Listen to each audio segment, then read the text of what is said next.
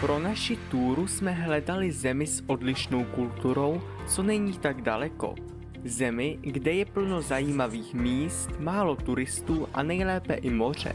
Do našich kritérií zapadala Litva dokonale. Dali jsme si za cíl ji poznat se vším všudy. Města, kulturu, kuchyni i zajímavá místa. Sestavili jsme okružní trasu. Od Kaunasu na poloostrov Kurská Kosa. Odtud přes Klaipedu a Šuliaj do Vilniusu.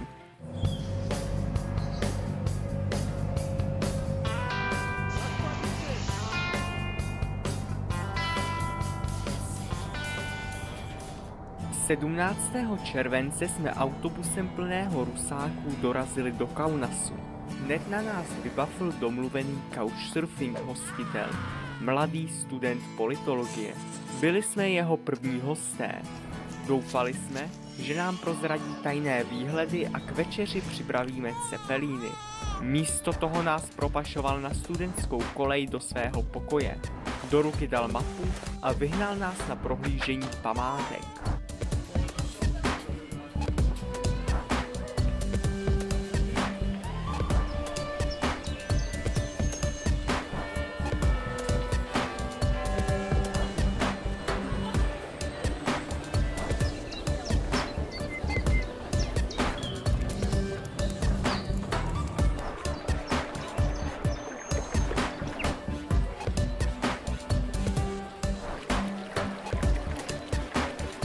Aleji Svobody nás přepadly pochybnosti o hostiteli.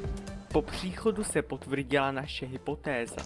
Na matraci se válel ožralý cizí student. Pokoj vypadal jako po výbuchu bomby. Z nejvyššího patra k nám doléhala hlasitá muzika a řev. Pozvánku na párty jsme dostali i my. Raději jsme si zbalili a utekli. Zamířili jsme k nejbližšímu lesu. Bohužel fungoval i jako park. Najít klidné místo byl nadlidský úkol.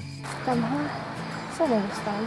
V díře jsme rozbalili spasáky a usínali na mokré zemi. Zima nás postavila na nohy už zpět. Temnými uličkami jsme zamířili na autobusové nádraží. Autobus nás vezl k přístavu přes poklidný litevský venkov. Byly tu samé rovinky, mezi nimi občas dřevěné stavení. Všude jenom pole. Do přístavu jsme už museli posvít. Za 3,5 hodiny nám odplouvala loď. Wendy tu mohla vypustit duši. Kvůli močálům si nešlo cestu zkrátit. Zachránil nás soucitný mladý pár Litevců. Dovezli nás až do přístavu.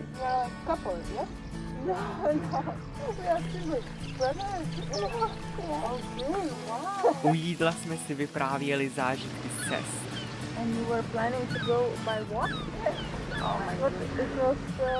A z majáku se kochali Baltským mořem.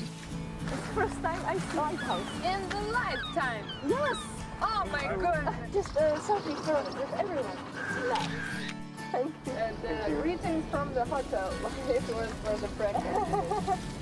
And Hugo, you have this, or you have We don't have anything to give you. Celou plavbu na poloostrov Kurská Kosa nás doprovázeli hejna Radsků. Loď odbyla v přístavu v Nidě, nádherném a poklidném přímořském letovisku. K vidění tu je tradiční dřevěná architektura, mnoho soch a zajímavých dekorací. Nenarazili jsme tu na jediný odpadek či žebráka. Zaskočilo nás, že majitelka Guesthouseu uměla anglicky leda hello.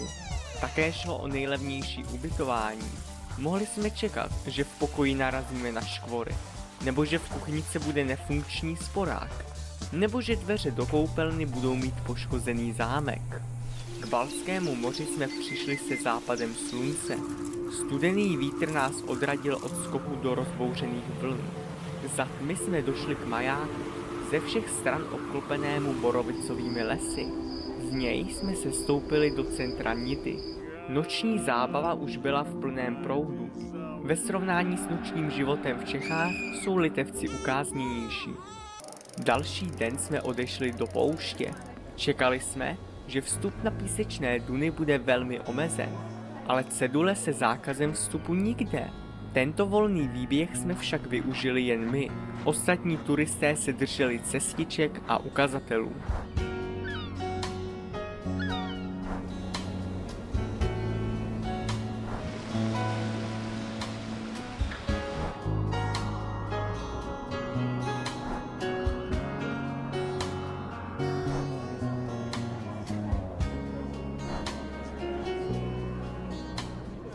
Polední jsme dorazili na hlavní písečnou pláž. Měli tu převlékárny a nad všemi bděli plavčíci. Wendy si koupání v rozbouřených vlnách užívala. Pavlovi ale 18 stupňů nestačilo.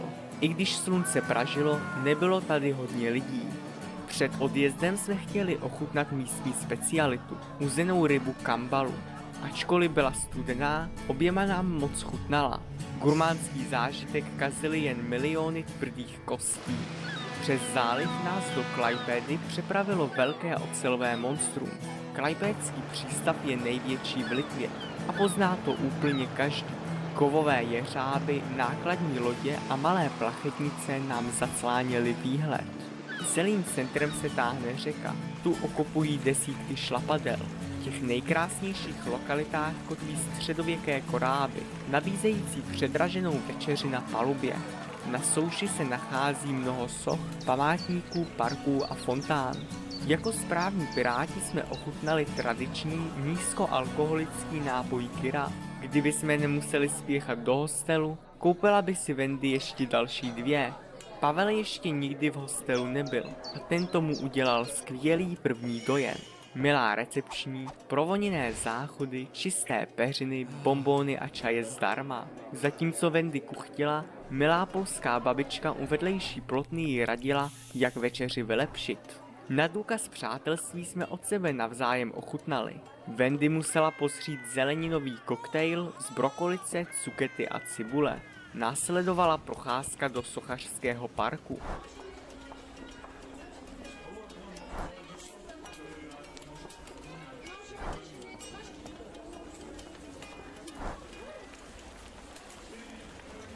Po ní jsme si až do půlnoci povídali s ostatními hosty. Ačkoliv každý byl z jiné země, připadali jsme si jako jedna rodina. Ráno nám polská babička připravila snídani. Křepelčí vejce nás oba oslovilo a pažitka tomu dodala správný šmrnc. Se spokojeným žaludkem jsme vyrazili do druhé části Klaipedy. Cestou jsme viděli mnoho kostelů a místní tržnici. Nabízeli tu oblečení, šperky, houby, ovoce a zeleninu. Na turisty tu nebyli zvyklí, tak jsme se raději klidili. Zbytek cesty vedl podél rušné hlavní silnice a přes sídliště. Po 13 kilometrech Wendy připadalo, že má v nohách hřebíky. Hostel se tísnil v jedné z bytovek, přesto byl moderně zařízený a recepční uměla výborně anglicky. Bohužel byla výjimkou. Lidé mnohem častěji ovládali ruštinu, tu na oplátku neznáme my. Platilo, že česky jsme se dorozuměli lépe než anglicky. K večeru jsme vyrazili do lesa za městem. Ani místní lidé o něm neměli potuchy. Brzy jsme zjistili důvod. Les byl obehnán barikádou z houští a rákosí. Z řeky se vyklubala odpadní stoka. Navíc se tu srocovali puberťáci. Cestou zpět nahlédl Pavel do kostela na bohoslužbu. Téměř všechny lavice byly obsazené. Mnoho lidí bylo ve formálním oblečení. Zrovna zpívali jednu z Kristových písní. Další den nás MHD odvezlo na druhý konec Klaipedy. Mířili jsme do vytíženého letoviska Palangy. Bylo krásně výletově. U pobřeží se nacházelo dost starých bunkrů z druhé světové války. Sprejeři si je vzali do parády. Uvnitř jsme našli dlouhou řadu piv a nacistické symboly. Raději jsme se klidili. Stezka pokračovala po strmých srázech nad pláží. Jak je v Litvě zvykem, na každý kopec vedou schody nebo lanovka. Trasu lemovalo mnoho dekorací, vyhlídek, cedulí a laviček. Ty byly pro Wendy obzvlášť důležité. Dál vedla už jen nudná cyklotrasa, na které na nás cyklisté cosi pokřikovali. Netušíme, jestli nás zdravili nebo nadávali, že tu nemáme co dělat. Před Palangou cesta stála opět za to. Jezero plné kormoránů, písečné duny a odbočka na neturistickou pláž. Voda byla obzvlášť svěží, tak jsme si jen smočili nohy. V parku Palangi jsme vystoupali na posvátný kopec Birute. Na něm stojí malá cihlová kaplička. K našim uším už doléhala hlasitá hudba z poutě. Všude byly stánky se suvenýry, cukrovou vatou a Noble restaurace. Chvíli trvalo, než jsme objevili zastrčenou kantýnu. V ní jsme pořídili levné cepelíny. Wendy odradil silný zápach, takže je Pavel spořádal sám. Smůla, že nemá rád maso. V autobuse do Šuliaj si Wendy pořádně odpočinula. Opět jí bolely nohy. K její radosti se hostel nacházel až na kraji města. Už se stmívalo a v uličkách mezi bytovkami se objevovaly podivné existence. A nejvíc jich bylo na pozemku, kde měl být náš hostel. Přes booking.com mě to navigovalo sem. Má být GPS, to vypadá jinak na obrázku. Jo, fakt je to ono. Po krátkém váhání jsme vstoupili dovnitř. Z obýváku se linul pach alkoholu a spáleného masa. Na gauči se rozvalovalo několik monstrózních rusáků. Se zájmem si nás prohlíželi. Naštěstí se nás ujala recepční, drobná a upovídaná Ruska. Pavlovi dala hubičku na uvítanou. Pokoj byl chudě zařízený, zásuvky nefungovaly a ve sprše tekla pouze studená. Spánek nám rušil spolubydlící chrápáním a skřípáním zuby. Co to je? Z hostelu jsme utekli brzy ráno. Přeplněné MHD nás zavezlo na kraj Šuliaj. Odtud to bylo 7 kilometrů na horu Křížů. Vedle nás jezdili autobusy pohodlných turistů, kteří se nechali odvést až na parkoviště. Tam šlo ve stáncích zakoupit kříže různé velikosti. Hora Křížů je tak oblíbená, že se tu konala i svatba. Poslušně jsme se připojili do procesí. Nevěřícně jsme zírali, kam všude lze umístit kříže. Kříže zapíchnuté do křížů, na stromech, načmárané na kamenech, také různě dekorované, vlajkami, soškami, růženci nebo i vlastní fotkou. Nedaleko stála vyhlídka a na ní další kříže.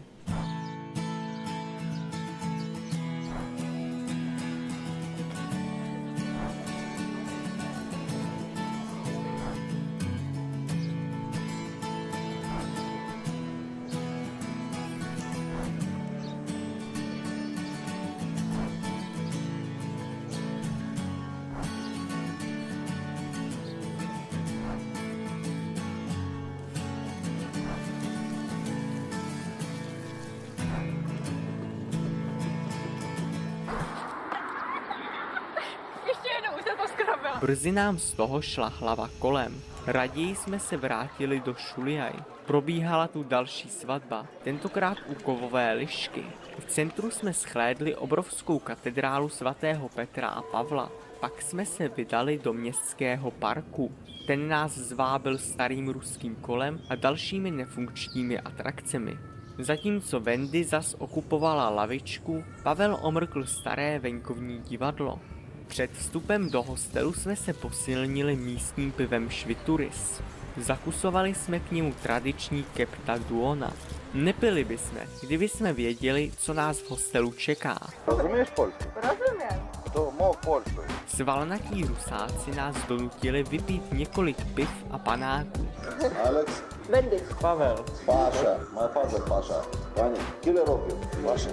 Raz, slop. Good. Okay. Z Pavla se chystali udělat otesánka.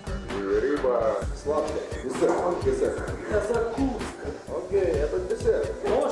Připravili mu masovou hostinu se 4 chody. Колбаску будешь? Да. Далее. И это. Ну, и это. Потом. Пускай мясо на передаче, что десерт. Ja mam tohle. Давай. Паша. I'm cool. This is man. This is strong man. You understand? Okay. Awesome. Dessert. Okay, but I'm full. I had dinner. No, I tomorrow.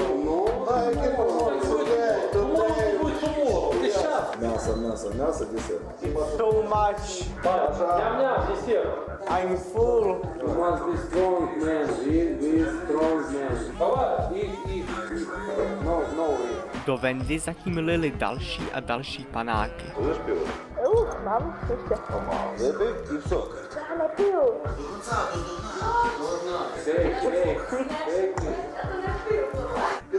Давай.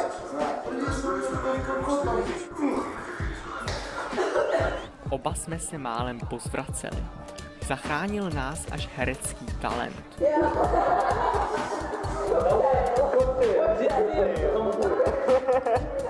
Předstírat ožralost nebyl takový problém. Just a little.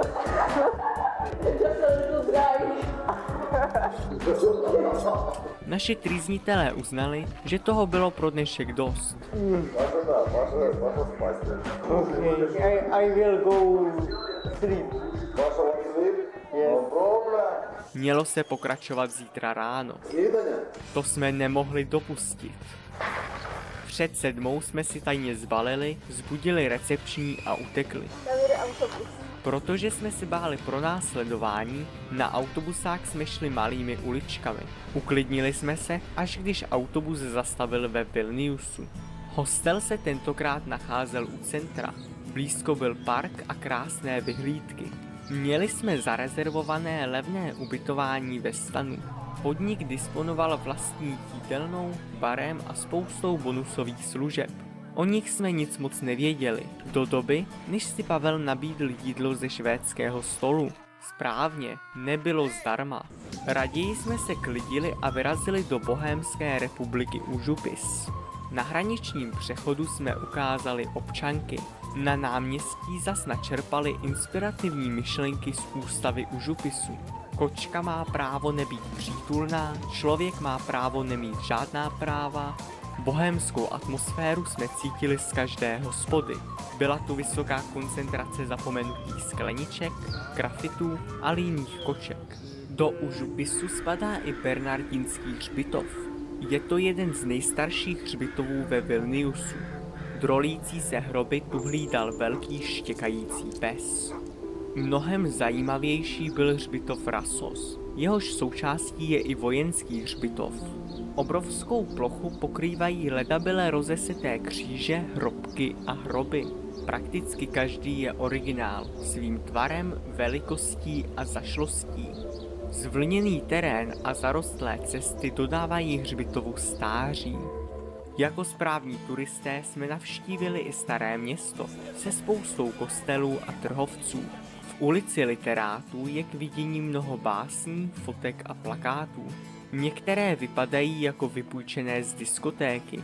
Majestátní Vilniuská katedrála nám připomněla staré Řecko a fakt, že i ve Vilniusu jsou žebráci. Za ní se na kopci tyčí zbytky Gemidinasova hradu. Na kopec vede lanovka a točitá cesta. My zvolili tu ekonomičtější variantu. Mohli jsme se kochat výhledy na celý Vilnius. Staré město, televizní věž, mrakodrap Europa Tower. Podobný výhled byl i z nedaleké hory 3 křížů. Pod ní teče krásná řeka Vilnia. I když je studená, plaví se tu spousta vodáků. Protože zde byl náš poslední hostel, rozhodli jsme se to oslavit pořádnou večeří.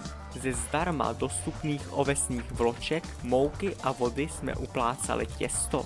V něm jsme obalovali kousky starého kuřecího.